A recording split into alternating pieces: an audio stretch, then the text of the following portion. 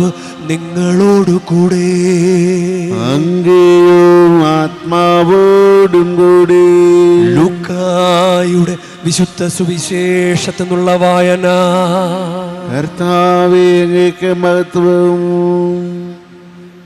അക്കാലത്ത് ഗബ്രിയേൽ ദൂതൻ ഗലീലയിൽ നസ്രത്ത് എന്ന പട്ടണത്തിൽ ദാവീദിൻ്റെ വംശത്തിൽപ്പെട്ട ജോസഫ് എന്ന പേരുള്ള പുരുഷനുമായി വിവാഹം നിശ്ചയം ചെയ്തിരുന്ന കന്യകയുടെ അടുത്തേക്ക് ദൈവത്താൽ അയക്കപ്പെട്ടു.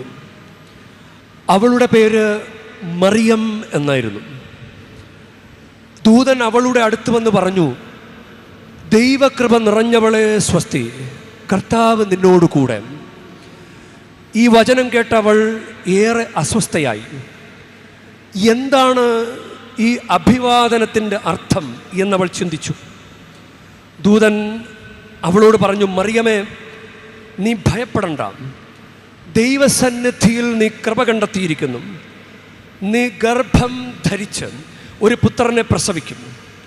നീ അവന് യേശു എന്ന് പേരിടണം. അവൻ വലിയവനായിരിക്കും, അത്യുന്നതന്റെ പുത്രൻ എന്ന് വിളിക്കപ്പെടും. അവൻ്റെ പിതാവായ ദാവീദിൻ്റെ സിംഹാസനം ദൈവമായ കർത്താവ് അവന് കൊടുക്കും. യാക്കോബിൻ്റെ ഭവനത്തിന്മേൽ അവൻ എന്നേക്കും ഭരണം നടത്തും. അവൻ്റെ രാജ്യത്തിന് അവസാനമുണ്ടാവുകയുമില്ല. മറിയം ദൂതനോട് പറഞ്ഞു, ഇതെങ്ങനെ സംഭവിക്കും? ഞാൻ പുരുഷനെ അറിയുന്നില്ലല്ലോ. ദൂതൻ മറുപടി പറഞ്ഞു, പരിശുദ്ധാത്മാവ് നിന്റെ മേൽ വരും, അത്യുന്നതന്റെ ശക്തി നിന്റെ മേൽ ആവസിക്കും. ആകയാൽ ജനിക്കാൻ പോകുന്ന ശിശു പരിശുദ്ധൻ, ദൈവപുത്രൻ എന്ന് വിളിക്കപ്പെടും.